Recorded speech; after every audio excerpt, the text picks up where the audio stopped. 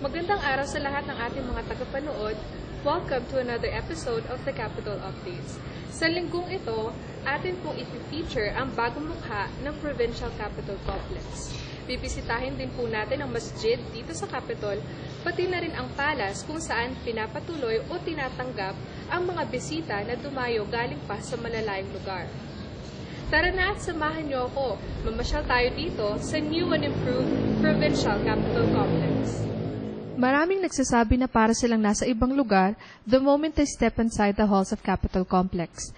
Dagdag pa ng malamig na simoy ng hangin at magandang tanawin, parang nasa Baguio o Tagaytay ang ramdam ng mga dumadayo dito. Isama mo pa ang world-class na design ng mga buildings dito. Abay, hindi nakapagtatakang balik-balikan ng mga tao ang lugar na ito, tulad ng maraming tourist attractions dito sa probinsya ng Lanao del Sur. Una nating bibisitahin ang administrative office na pinamumunuan ni Engineer Muhammad Rakiin Sr. Dito rin matatagpuan ang opisina ng ICAO o Internal Control Audit Unit. Ito naman ang opisina ng Provincial Disaster Risk Reduction Management Office or PDRRMO. Kung matatandaan ninyo, naipakita sa isa sa ating mga naunang episodes ang iba't ibang mga kagamitan para sa orasan sakuna o emergency situations.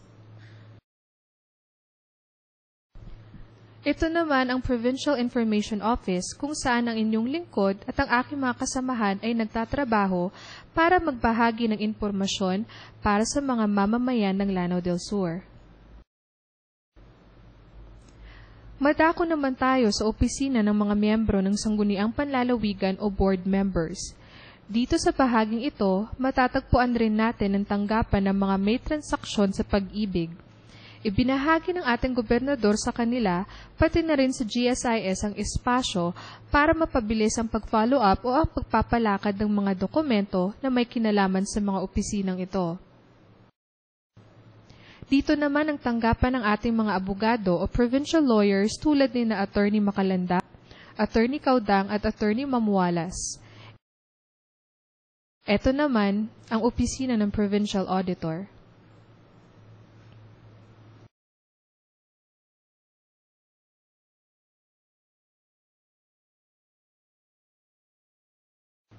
Heto ang opisina ng ating magaling na architect na si Archie Yacer Adyong.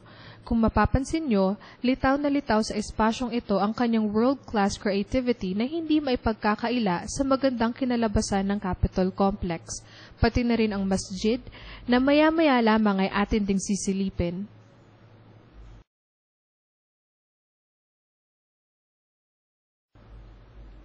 Ito ang opisina ng staff ng ating hardworking at nirerespetong provincial governor na si Gob Mamintal Bombet Adyong Jr.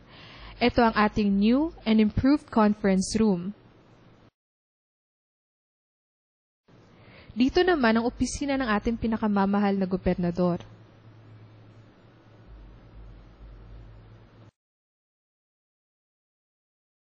Ito ang napakagandang masjid na matatagpuan rin dito sa loob ng Capitol.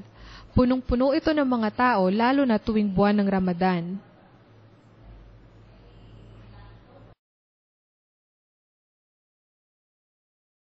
Sa banda rito naman ay ang palace kung saan pinapatuloy ang mga bisita sa probinsya na nanggaling pa sa malalayong lugar.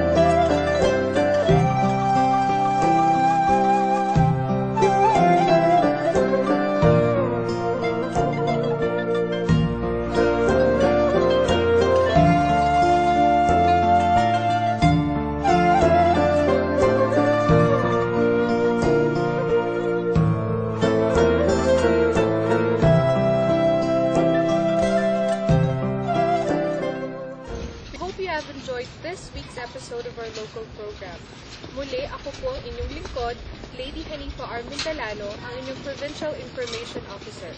This has been the Capital of وعين الله ترعى كلمة طيبة صدقة تبسمك لأخيك صدقة كل معروف